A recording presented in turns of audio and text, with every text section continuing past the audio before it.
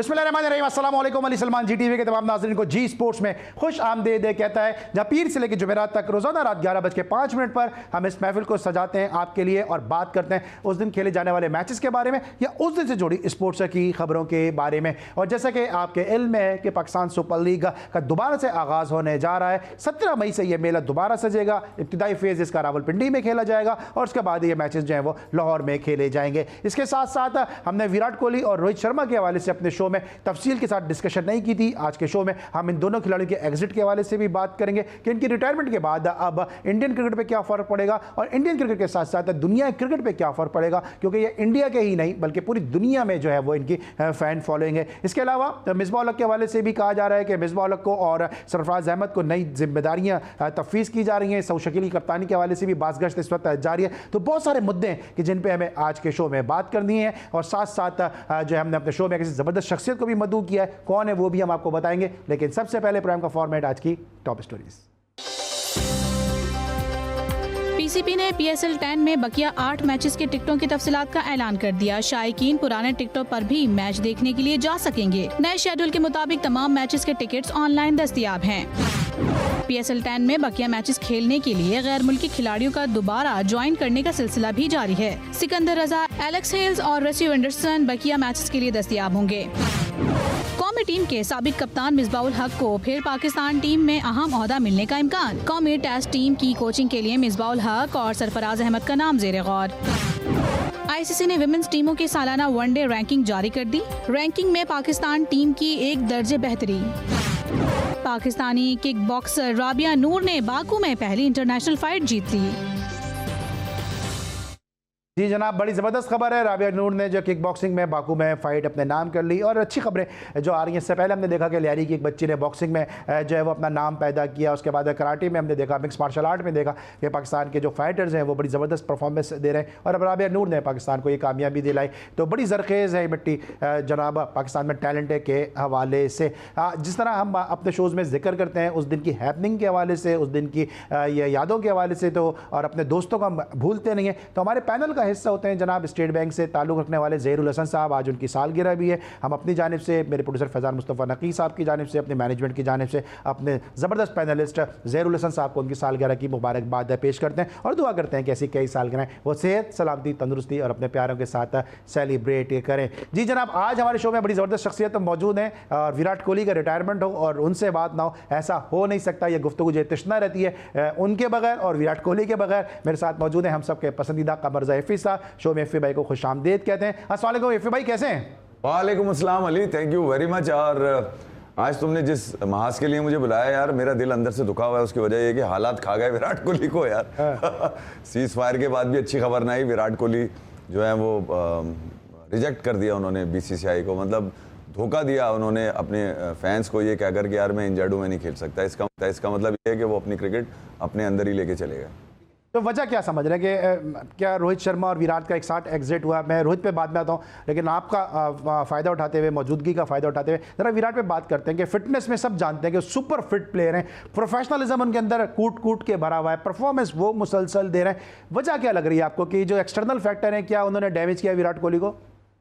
नहीं यार, ये सिर्फ विराट कोहली और इसका इशू नहीं है रोहित शर्मा का, ये MSD के साथ भी हुआ। महेंद्र सिंह धोनी, जिनको इंडिया का कामयाब तरीन कप्तान कहा जाता था, वो घर बैठे रह गए 2019 में आखिरी बांग्लादेश के खिलाफ मैच खेलने के बाद और पता चला उनको सेंट्रल कॉन्ट्रैक्ट से ड्रॉप कर दिया। शायद वो इस इंतजार में थे कि उनको सेंट्रल कॉन्ट्रैक्ट देकर T20 या ODI या किसी और फॉर्मेट में, मगर वो आखिरी दफ़ा 2021 में नजर आए जब वो इंडिया के साथ एज ए मेंटर बनकर आए थे। उसके बाद वो उन्होंने BCCI की तरफ मुड़ के नहीं देखा। तो ये हमारा जो इंडियन पाकिस्तान का कल्चर है क्रिकेट का ख़ास तौर पे, इसमें इस तरह की बदनुमाई आपको बिल्कुल मिलेगी कि खिलाड़ियों को उनका ड्यू प्रोसेस, इतनी सर्विसेज के बाद उनको किसी तरह का फेयरवेल नहीं दिया जाता। तो मैं ये कह रहा हूँ कि विराट कोहली भी उसी तलवार के नीचे आए, रोहित शर्मा भी उसी छुरे के नीचे आए जिसके नीचे धोनी आए थे। मगर मैं एक बात और भी कहना चाहूँगा कि इन तीनों खिलाड़ियों में ख़ास तौर पर अगर आप देखेंगे तो एक खिलाड़ी है जिसने अपने आप को मनवाया। दुनिया के हर बच्चे ने जो है उसको एंजॉय किया विराट कोहली को, हर माँ ने आइडियल किया कि यार मेरा बच्चा अगर क्रिकेट खेले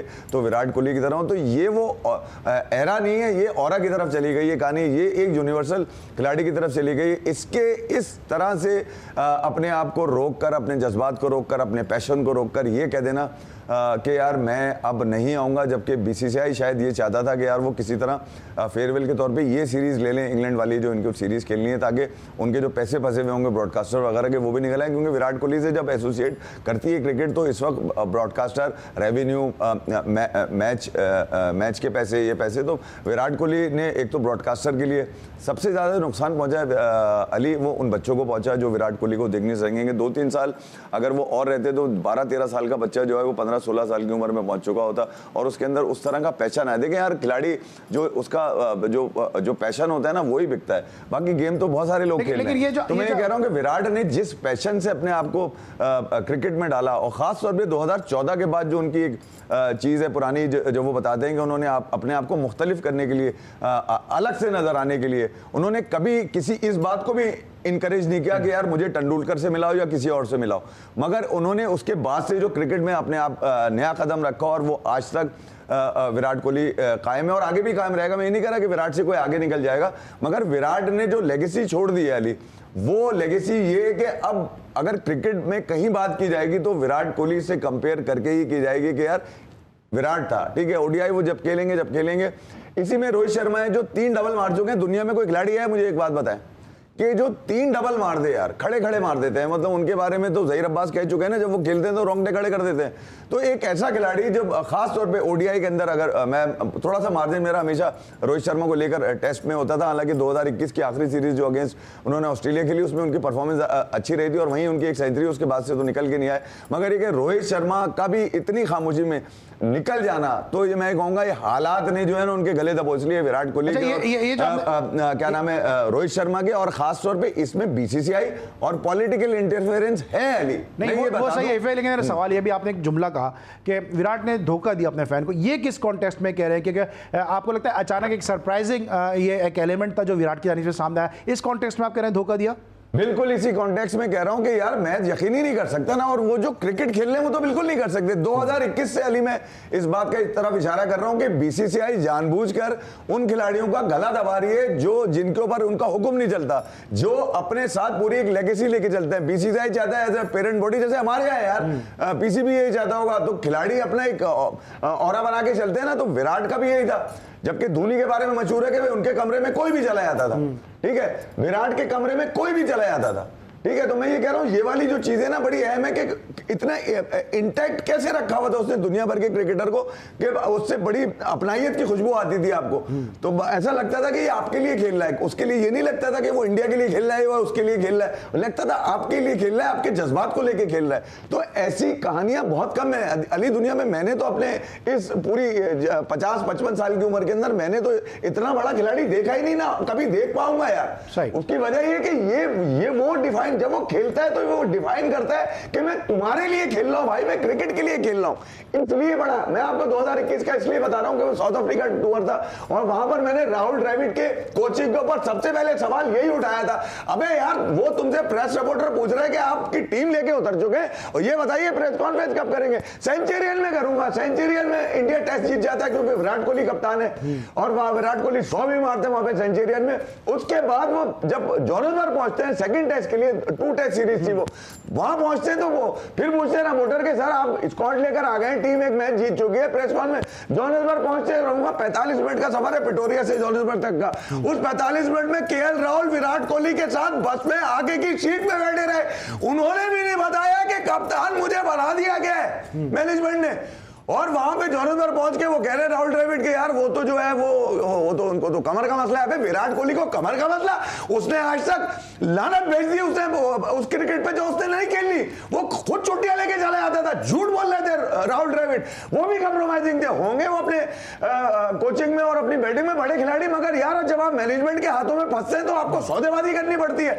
तो ये जो सौदेबाजी है ना अली पाकिस्तान इंडिया क्रिकेट की, पाकिस्तान तो खड़ा ही नहीं हो पाया, मगर ये कि इंडिया अभी अब जो हरकतें कर रहा है, मतलब जिस तरह की बीसीसीआई हरकतें की है इन्होंने, कि खिलाड़ी अभी रोहित शर्मा ने कहा विमल के इंटरव्यू के अंदर वो तो टेस्ट क्रिकेट खेलना चाहते हैं। यही ग्राहम बेसिंगर जिसका स्टेटमेंट चल रहा है कि विराट से जब मैंने पूछा एक हफ्ते पहले कि भैया तुम इंग्लैंड सीरीज पे जा रहे हो, तो उसने बोला बिल्कुल जाऊंगा, क्योंकि मेरी फॉर्म मैंने रिगेन करनी है। 2 अनऑफिशियल टेस्ट खेलने उन्होंने, साइड मैचेस। वहां विराट ने खेलना था और बाकायदा उसका गला दबा दिया। देखिए यार, मैंने उस दिन आपको कहा था ना कि बाबर आजम ने हालात का फायदा उठा के वो इंटरव्यू दिया। इसी तरह बीसीसीआई ने भी हालात का फायदा उठाया और विराट कोहली को जिंदा दरगोर कर दिया। ये एडवांटेज, मैं ये कह रहा हूं कि उन्होंने तो एडवांटेज ले लिया इन हालात का, मगर होगा क्या? अब टीम के अंदर जितने प्लेयर हैं, जो जिनके बारे में कहा जाता है बड़े प्लेयर हैं, उनमें एक इनसिक्योरिटी पैदा हो जाएगी ना यार, पूरी टीम में। मैं इस पर आता हूं, मुझे ब्रेक लेना है कि खुद रोहित शर्मा ने इंटरव्यू में कहा कि मैं खेलना चाहता हूं, विराट ने कहा मैं खेलना चाहता हूं। क्या वो एक्सटर्नल प्रेशर थे, क्या वो एडिट प्रेशर थे जिसको जब रिटायरमेंट लेना पड़ गई और इससे इंडियन क्रिकेट नहीं जीता? मैंने प्रोग्राम की इब्तिदा में कहा कि दुनिया क्रिकेट में इसका बड़ा इंपैक्ट आएगा। ब्रेक लेंगे, वापस आएंगे, मजीद इफ्फी भाई से बात करते हैं मुख्तलिफ मुद्दों के हवाले से। मिलते हैं ब्रेक के बाद।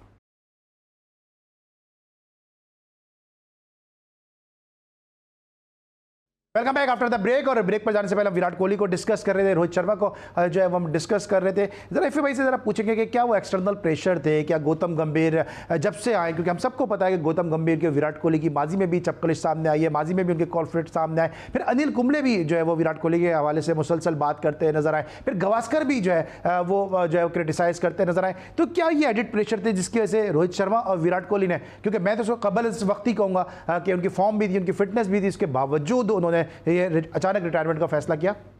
जी फिर भाई। अली यार देखिए, मैं आपको बताऊं, मुख्तलिफ कुछ भी नहीं है।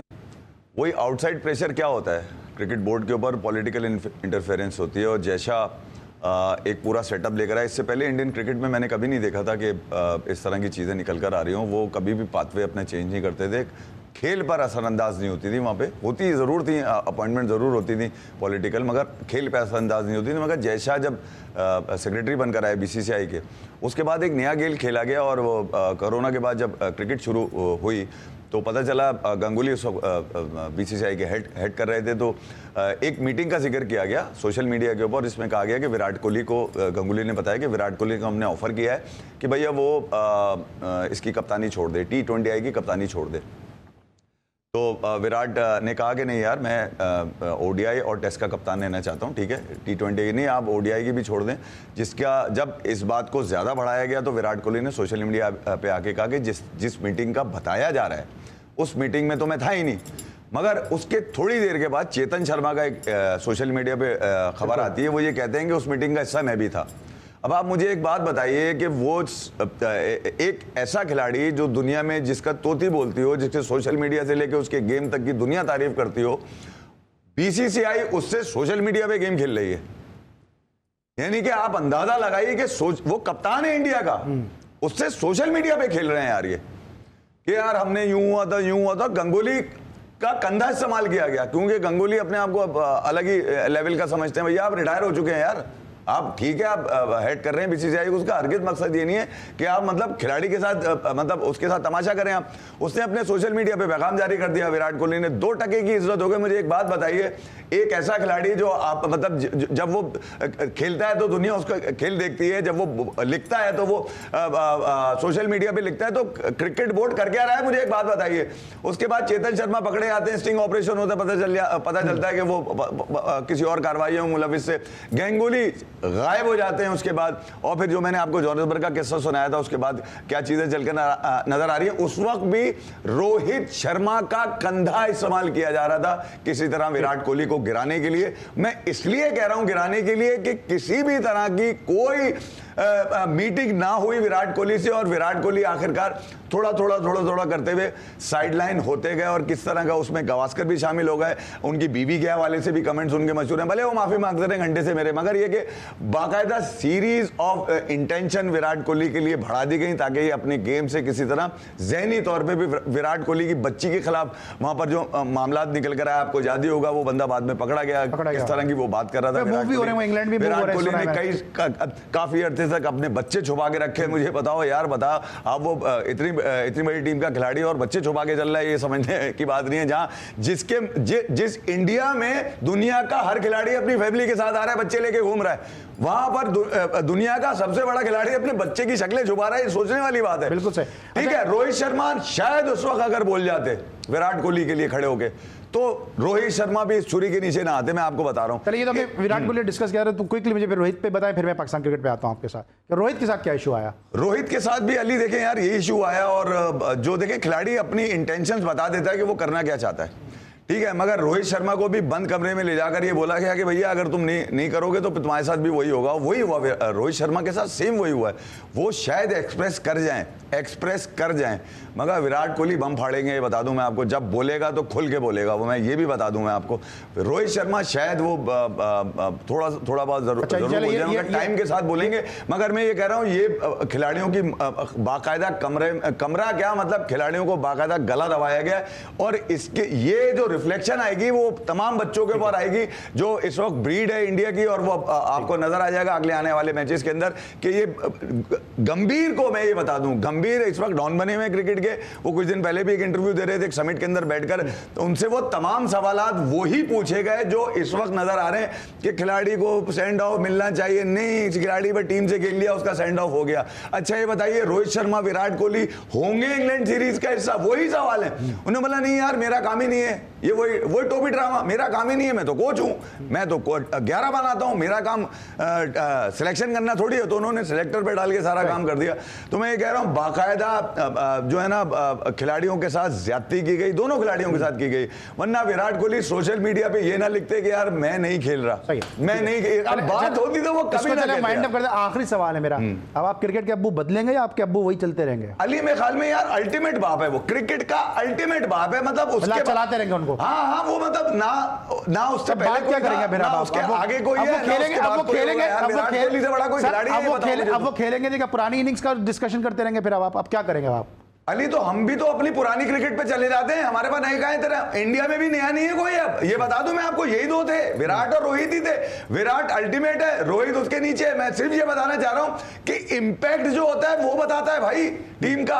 अब इंपैक्ट ही नहीं है, अब बनाना पड़ेगा आपको। ये थोड़ी है कि अभी आपने दही लेकर आए, दूध मिलाया, बन गई लस्सी, ऐसा वाला गेम नहीं है भाई। अब तो बनाना पड़ेगा इनको। चलो, ये तो हमने पूछ लिया फिर भाई से क्रिकेट के अब्बू बदलेंगे या नहीं बदलेंगे, तो उन्होंने वाज़ेह तौर पर कह दिया कि भाई क्रिकेट के अब्बू तो विराट कोहली रहेंगे, चाहे वो खेलें या ना खेलें। लेकिन पाकिस्तान क्रिकेट का क्या हो रहा है यहाँ पे, जो अब्बू से हटके दादागिरी चल रही है क्रिकेट में, इसके क्या असरात नजर आएंगे? कि मिसबाह उल हक को एक दफा फिर जो है वो कहा जा रहा है कि मेंटरशिप से हटाने के बाद एक और जिम्मेदारी दी जा रही है, और प्रोबेबली उनको जो है वो हेड कोच के तौर पे लाया जा रहा है। माजी के जो तजुर्बात है उनसे हमने शायद कुछ सबक सीखा नहीं। इफ में क्या कहेंगे कि हम जो सीखने को शायद तैयार नहीं है? अली यार, सबसे पहले तो मैं उनकी मासूमियत पे, जो हमारे चेयरमैन है पाकिस्तान क्रिकेट बोर्ड के मोहसिन नकवी, उनकी मासूमियत को सलाम है भाई, ठीक है। और जिस खामोशी से उन्होंने जिन लोगों को काम दिया हुआ उतारने के लिए, उनको तो बेचारे को पता ही नहीं होगा। मैं सच बात बता रहा हूँ, उनको क्या पता किस में कितनी कैपेसिटी है। कम से कम यही मालूम कर लेते कि जिसके नाम मिसबाह और सरफराज को एक ने डसा हुआ है और एक गायब हुआ हुआ है। सरफराज की क्रिकेट मिसबाह ने खाई है भाई, ये सेटिंग कैसी है ये समझ में नहीं आ रहा है, ठीक है। तो मैं ये कह रहा हूँ कि एक तो आपने उसको माइक हेसन को हालात का फायदा उठा के, मैं याद होगा मैं इसी शो पे बोल के गया था कि पाकिस्तान क्रिकेट बोर्ड से जितने लोग छुट्टियां लेकर या निकाल दिए जा रहे हैं, वो कहाँ जा रहे हैं? मुल्तान सुल्तान इस्लामाबाद यूनाइटेड में हैं। ये दो टीमें हैं ना, गए तो ज्यादातर मुल्तान सुल्तान में ना। तो ये तो सारा वही हांडी वही बाकी है, तो फिर जो हांडी वही बाकी है कि हमने इसको समझा दिया इतने दिनों में, देखो मुल्तान गिरा दी। अबे गिरी हुई टीम का कोच पाकिस्तान का, ठीक है। अब मुझे एक बात यार समझ कि माइक हेसन को लेते वक्त फैसला क्या किया गया था? इसको आरसीबी ने भगाया वहां से, कहां से? 2021 में किंग्स 11 पंजाब। ठीक है, फिर न्यूजीलैंड ने अगर फाइनल खिलाया तो न्यूजीलैंड गोद में बिठा के रख दी इसको तो बहुत कामयाब कोच था ये, ठीक है। तो मैं ये कह रहा हूं कि बाकायदा उसके दिमाग की रही की गई, ये हमारी कमेटी है, ये हमने कमेटियां डाली भी है, ये कमेटियां खेलेंगी, कोच तू है, तेरे पे सवारी करेंगे और मिसबाह उसको बैक करेगा। मिसबाह 2019 में क्रिकेट कमेटी को वसीम अकरम हेड कर रहे थे और ये मेंबर थे, याद है आपको? बिल्कुल सही। क्या गेम उतारा था इन्होंने? वो खामोशी से रिजाइन करके चला गया मिकी आर्थर, सरफराज का पत्ता साफ कर दिया। अबे कमाल है तुम्हारी यार। मैं ये कह रहा हूं 10-12 दिन के लिए अगर टेस्ट मैच तुमने जिता दिया तो पाकिस्तान यूएई में नहीं खेलेगा भाई, सुस्ती की दुकान नहीं है पाकिस्तान। मैं इसको जरा मैं कंटिन्यू कर लूं, पाकिस्तान की क्रिकेट को फिर नीचे लेके जा रहे हो भाई। अबे ये क्या जहन बनाएगा, मुझे समझा दे यार। मैं ये कह रहा हूं अली यूनुस खान क्यों नहीं है, विराट कोहली से ज्यादा रन है उसके यार। ठीक है, मैं फिर इसमें जरा मैं कंटिन्यू करते हैं जरा से, क्योंकि माइक हैसन के लिए कहा जा रहा है कि व्हाइट बॉल का कोच उनको इसलिए बनाया गया कि इस्लामाबाद यूनाइटेड को उन्होंने पीएसएल जितवा दी और अभी भी पीएसएल में इस्लामाबाद यूनाइटेड की परफॉर्मेंस जो है वो काफी बेहतर है। तो क्या पीएसएल क्रिकेट का बेंचमार्क है कि कोच भी वहीं से आएगा, मैनेजर भी वहीं से आएगा और एनालिस्ट भी जो है वो सिलेक्टर के तौर पर वो इस्लामाबाद यूनाइटेड से ही आएगा, या पाकिस्तान की डोमेस्टिक क्रिकेट में भी कुछ दमखम है? शौकत मिर्जा जैसे लोग जो पीटीवी को जितवा देते हैं वो कब जो है वो सेटअप का हिस्सा नजर आएंगे? गुलाम अली जैसे लोग जो अंडर 19 में भी पाकिस्तान टीम को अच्छा सर्व कर रहे होते हैं, इस टाइप के जो है वो कोचेज जो है वो कब नजर आएंगे? मिलते हैं छोटे से ब्रेक के बाद।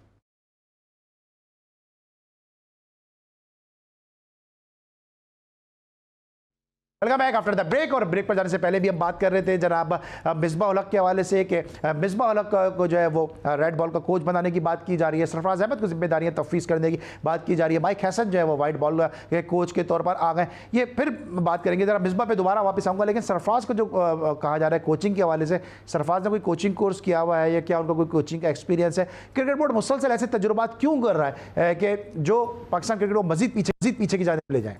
अबे यार अली, मतलब मिसबा जब 2019 में 5 उंगलियां कड़ाई में थी, उनकी 4 जिम्मेदारियां थी उनके पास, वो ले गए थे मूसा, इलियास, छोटा सा शाहीन, छोटा सा नसीम, ठीक है, ये कट कमीशन गया था ना उस वक्त, वही लदे में पाकिस्तान के क्रिकेट के ऊपर।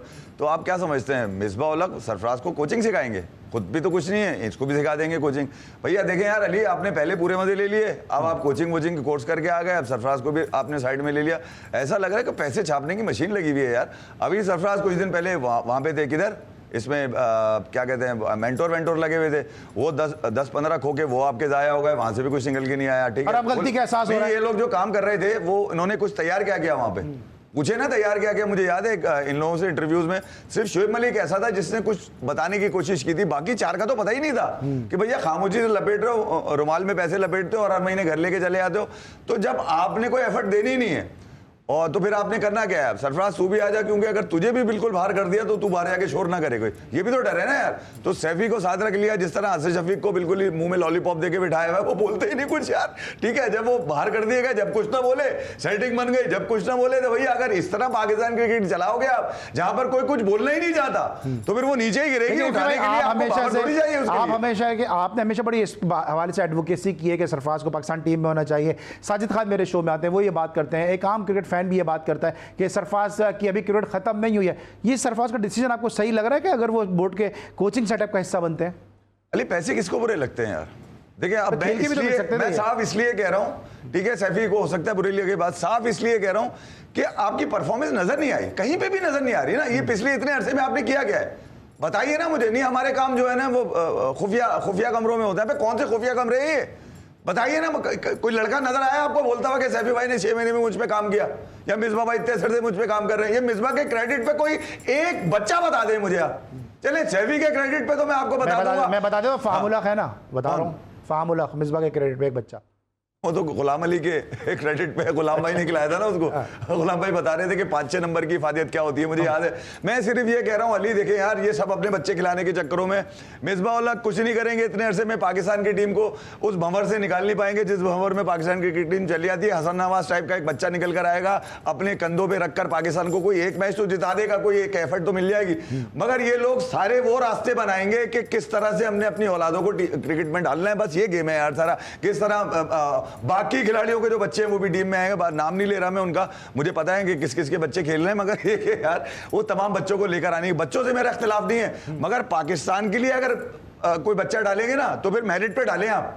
पाकिस्तान के नाम पर आप लोग तमाशे ना करें भाई। आप पाकिस्तान की क्रिकेट को जो डिप्लोमेटिक फोरम पे सबसे ज्यादा मानी जाती है यार, आपने इतना नीचे गिरा दिया कि आज की रैंकिंग देख के मैं बेहोश हो रहा था क्या भाई कि इतने गिर गए। यानी कि T20 में आपका 2000 कोरोना के बाद से जो कुछ किंग और शबराती निकल कर आए तो उन्होंने बताया कि नंबर 1 नंबर 2 नंबर 1 नंबर 2। अब तो ढूंढते रह जाते हैं हम लोग पाकिस्तान की टीम है किस फॉर्मेट में काम पहुंच गई है। 5 के बाद तो आप नीचे नजर आ रहे हैं, कहीं बांग्लादेश ऊपर है, कहीं वेस्ट इंडीज ऊपर है। क्या हो गया, नेपाल ऊपर ना चला जाए भाई?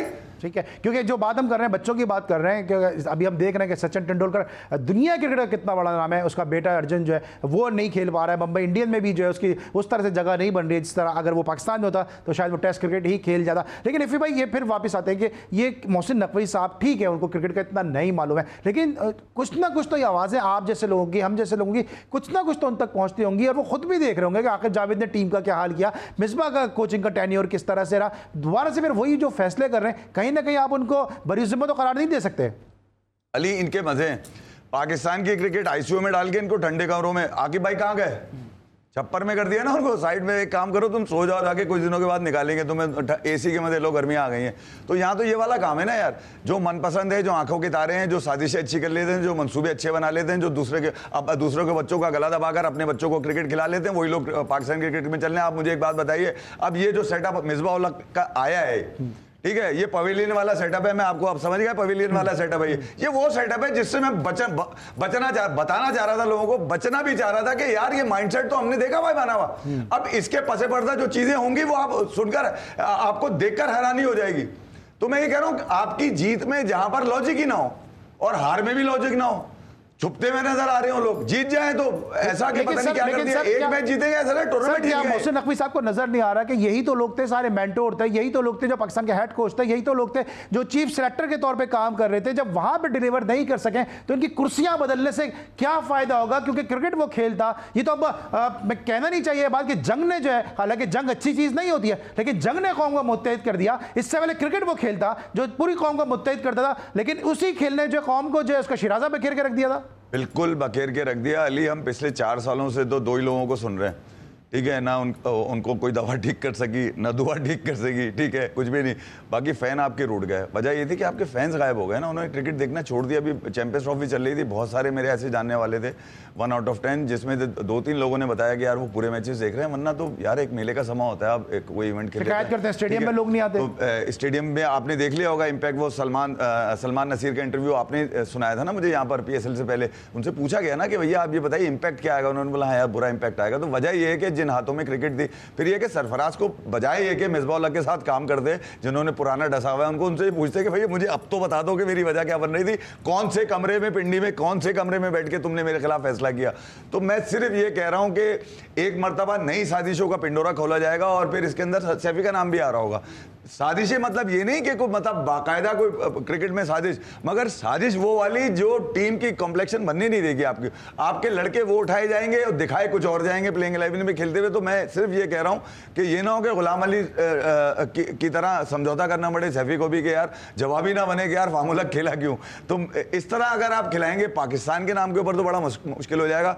मैं सिर्फ इसलिए कह रहा हूं बच्चों से मेरा कोई इख्तलाफ नहीं है कि यार बच्चा किसी का भी खेले, मगर अगर तो वो मेरिट पर है, मेरिट पे अगर है तो ठीक है। मिसबा उल हक मेरिट नहीं है भाई पाकिस्तान की कोचिंग का, ये मैं आपको बता दूं, भले वो दुनिया की कोई भी क्वालिफिकेशन। लेकिन भाई सवाल ये पैदा होता है, फिर हम अपनी डोमेस्टिक क्रिकेट को रोल बैक करके रख देते हैं। अगर मैं PSL से लेकर आना है, अगर हमें यही म्यूजिकल चेयर चलानी है, अगर हमें यही पवेलियन जो है वो उठा के जो है वो क्रिकेट बोर्ड के सेटअप पे लेकर आना है, फिर शौकत मिर्जा जो कहीं दूर दूर तक नहीं थे, उन्होंने PTV जैसी टीम को उठा के जो है वो एक चैंपियन टीम बना दिया। फिर एजाज चीमा ने जो है वो लाहौर को जिस तरह से एक तवील अरसे के बाद फातेह बनाया। फिर अब्दुल लौफ हमारे शो में आगे कितना बोलते हैं, पढ़े लिखे क्रिकेटर हैं, पाकिस्तान के इंतहाई तालीम याफ्ता क्रिकेटर हैं, अब्दुल लौफ वो सेटअप का हिस्सा नहीं बन पाते। आमिर मलिक कितने कोचिंग से वाबस्ता है, आमिर मलिक नहीं आ पाते। अगर आपको रेड बॉल का कोच लेना है या बैटिंग कंसल्टेंट लेना है, शोएब मोहम्मद से बड़ा नाम होगा, इस्तकामत का, पैशन का नाम होगा, उनको सेटअप का हिस्सा नहीं बनाया जाता। तौसीफ भाई हमारे शो में आके बात करते हैं, मोहसिन हसन खान जैसा बंदा जो है वो चेयरमैन क्रिकेट बोर्ड नहीं बन सकता, एडवाइजर नहीं बन सकता, बार बार वही लोग किस तरह से आ जाते हैं।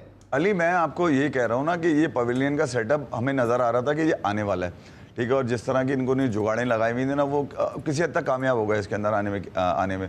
यहाँ पर मोहसिन नकवी को ख़ासतौर पे राशिद भाई को जब मैंने सुना, उन्होंने टाइमलाइन जब मोहसिन नकवी की बताई है जब चेयरमैन बनकर आया और जिस तरह से गेम उतरा है सारा पाकिस्तान क्रिकेट में, इसमें मोहसिन नकवी का कसूर है ही नहीं, क्योंकि वो उनके लिए तो शायद हमारी तरह की क्रिकेट होगी कि शायद वो फ़ैन होंगे क्रिकेट के या इन खिलाड़ियों के फ़ैन होंगे, मगर अब जो क्रिकेट के डिसीजन हैं वो जो लेना होता है ना, वो उसके लिए मशवरा चाहिए होता है। जो मशवरा देने वाले लोग हैं ना मोहसिन नकवी को, वो हैं कहीं ना कहीं साजिशी, मैं आपको ये बता दूं, और वो अकरबा परवरी कर रहे हैं। मैं आपको ये भी बता दूं, पसे पर्दा जिसमें वहाब रियाज हैं, वो भी पसे पर्दा हैं, बहुत सारी चीज़ें उनके इल्म में भी हैं, और भी कुछ लोग हैं, तो मैं कह रहा हूँ ये जो अगर आप इस तरह मंसूबा करके पाकिस्तान की क्रिकेट पे कब्जा करने की कोशिश करेंगे अगले 5 सालों के लिए, फिर उन्हीं लोगों में दे देंगे जिनके पास कभी सुस्ती की बातें निकल कर आती हैं, जो कभी इस बात से पर्दा ही नहीं उठाते कि मुझे क्यों बाहर किया गया, और वो भी उनसे ही समझौता करके चीजें करनी शुरू हो जाते हैं। देखिए यार, ये उन बच्चों के साथ भी ज्यादती है अली जो उस स्क्वाड का हिस्सा होंगे,